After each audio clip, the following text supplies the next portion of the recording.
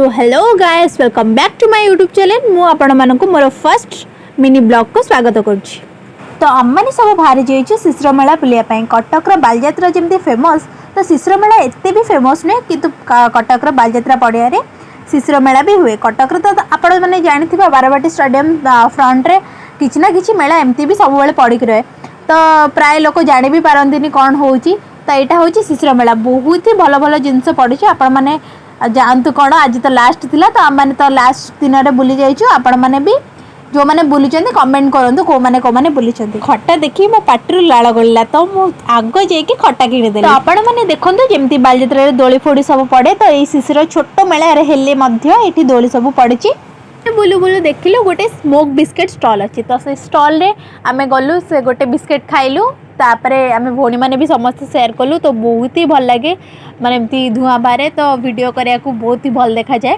तो सब busy schedule रो फारिकी समस्त आमे जॉब करूछु तो भौणी माने आज आमे एकाठी हेकी टाइम स्पेंड करूछु मते बहुत ही भल लागुची। एंड करूची बहुत बड़ करबिनी। Bye bye take care all of you. Thank you so much for watching this video.